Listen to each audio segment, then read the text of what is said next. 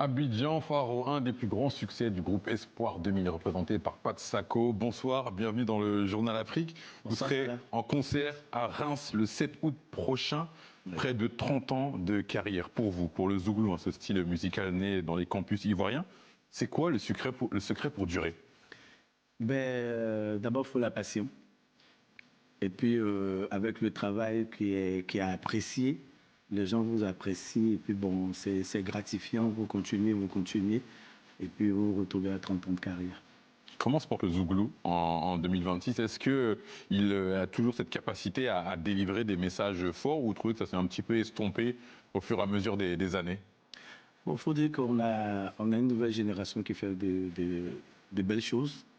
Mais le Zouglou, par essence, c'est quand même dénoncer.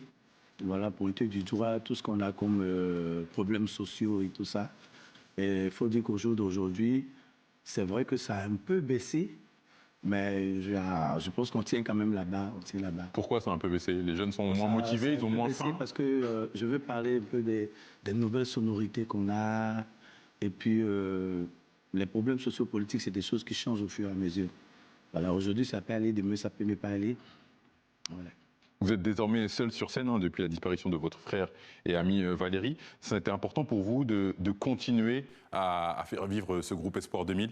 Oui, on peut dire que c'est quand même notre bébé. Voilà, ça fait aujourd'hui 30 ans. On s'est fixé des objectifs. C'est vrai qu'on ne peut pas maîtriser forcément le parcours.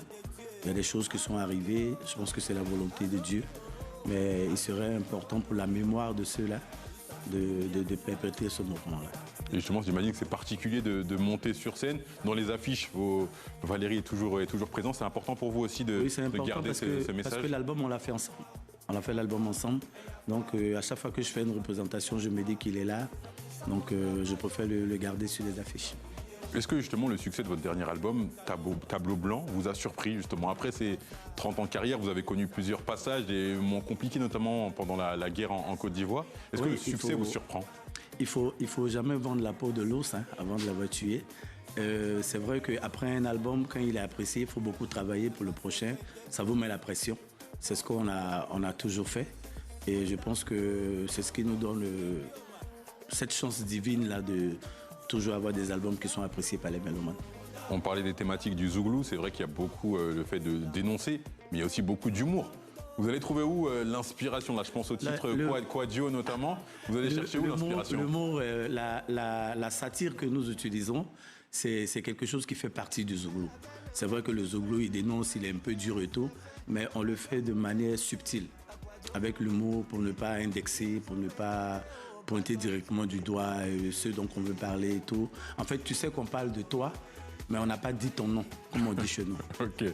Vous serez sur scène à Reims le 7 août pour un concert. Vous étiez à Sarcelles il y a quelques semaines. Oui. C'est quoi votre relation avec le public français, la diaspora notamment? La diaspora, ils sont toujours contents de nous voir. Il faut dire qu'avec l'événement malheureux qu'on a eu, on a mis près de 7 à 8 ans sans voir ce public-là. Donc aujourd'hui, on revient avec un nouvel album, Tableau Blanc. On a décidé de faire cette tournée-là pour aller rencontrer la diaspora, leur dire qu'on est là pour des showcases et en même temps les informer que les 30 ans de carrière, c'est pour bientôt.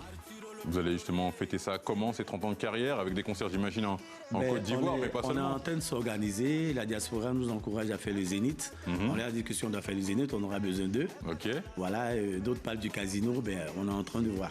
Réfléchir à plusieurs dates, avec vous et qui sur scène par exemple? On a beaucoup d'artistes Zouglou qui sont d'abord déjà ici, et d'autres qui sont au niveau d'Abidjan, comme Yodé Siro, les garagistes, Yabongo, voilà, plein d'autres. Merci Pat Sako d'avoir accepté notre invitation. Vous serez en concert le 7 août en France du côté de Reims.